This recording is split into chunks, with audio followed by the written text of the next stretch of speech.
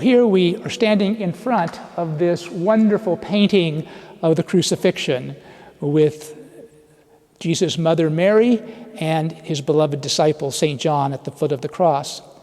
There is in the Old Mission Church here several of these grand old paintings that came to the church at the time of the first Franciscan missionaries here.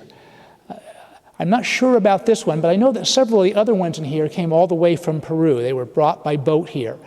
And there's much of the decoration in the church that has to do with the native peoples who lived here. And many of the motifs represent the kind of history and story of the Chumash people.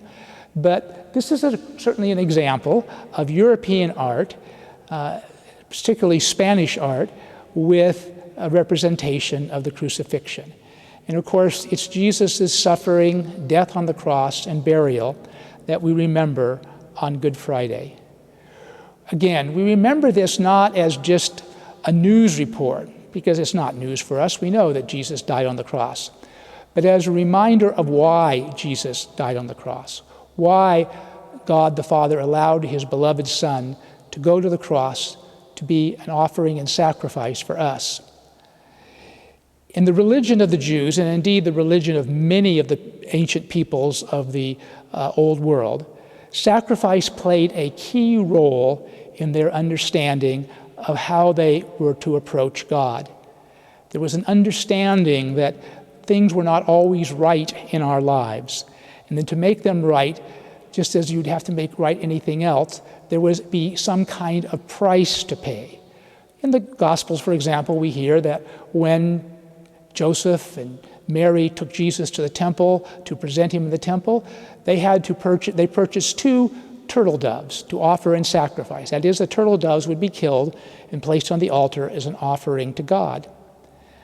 It's a little strange to us because we don't have so much that real flesh and blood idea of sacrifice anymore, although it's important for us to remember that the Mass is an unbloody offering of the same sacrifice that Jesus made on the cross.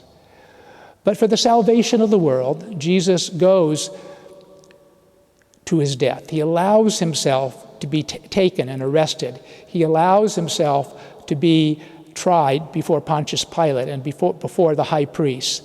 He allows himself to be crucified, to be nailed to the cross. And he allows himself to die on the cross, to really die, not just, kind of pretend dead, but to really die on the cross, to offer himself as sacrifice for us and all that needs to be made up in our lives, and then is buried. And it's those truths that we remember on Good Friday. One of the friars here comments that Good Friday is not his favorite celebration of the year. He's not very comfortable with maybe the idea of all the suffering and all the blood and all the pain. But sometimes our relationship with God invites us, I think, to be a little uncomfortable, to be challenged in terms of how we understand and see our relationship with God. Certainly Good Friday is a somber occasion. It's an opportunity for us to remember Jesus' suffering, death, and burial. An opportunity for us perhaps to be a little uncomfortable.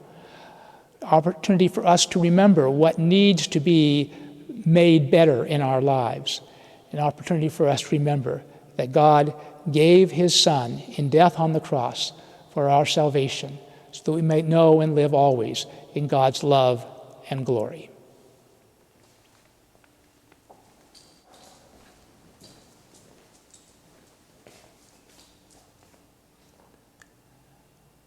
So we come now to thinking about the celebration of the church at the Easter Vigil, the great liturgy in which we are invited not only to enter more fully into the mystery of Jesus' resurrection, but to remember how his new life brings new life to us.